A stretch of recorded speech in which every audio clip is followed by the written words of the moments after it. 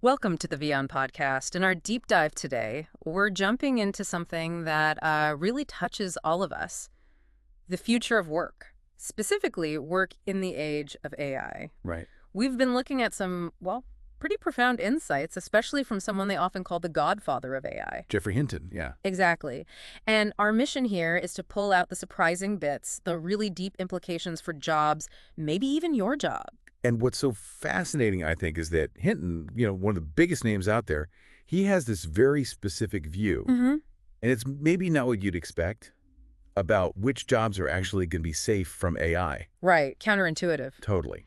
It makes you wonder, are we really getting the full picture here? Or, are we missing something? Okay, so let's unpack this. Geoffrey Hinton, he's a Nobel laureate. Okay.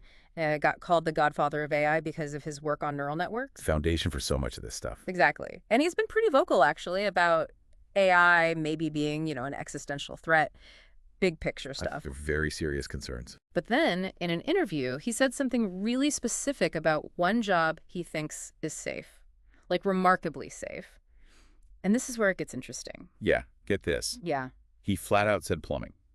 The job of being a plumber, he believes, won't really be touched by the AI revolution. Plumbing. Okay. Why?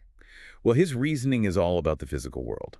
He basically said it's going to be a very, very long time before AI gets good at physical manipulation. Physical manipulation, like actually doing things with its hands, basically. Pretty much. Think about a plumber's job. It's, unpredictable. You're dealing with weird angles, unexpected blockages. Things you can't just program in advance. Exactly. It's messy. It requires adapting on the fly, that sort of hands-on problem solving in a really unstructured environment. AI, it struggles with that a lot. So plumbing's safe. But what about other jobs? He must have thoughts on those too. Oh, definitely. And that's the flip side. While that kind of hands-on work might be okay, he warns that intellectual work, especially the boring kind, the mundane stuff. Uh-oh. Yeah. He thinks AI is just going to replace pretty much everybody doing those tasks. Mundane intellectual labor. What does that mean exactly? Like, give me an example. He often talks about things like basic data entry, maybe writing standard reports over and over. Okay. Some customer service tasks that are very scripted. Yeah. Things that follow clear rules and don't need a lot of creativity or deep understanding. Predictable cognitive work. Right. But hold on, haven't we seen this before? Like, new tech comes along, people worry about jobs.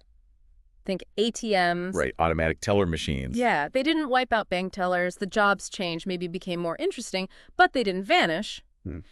Is this time different, according to Hinton? He seems to think so. And that's a really key point. He acknowledges that history, but he's seeing something now. He mentioned that lots of university grads are already finding it hard to get jobs they'd normally expect. Okay, why?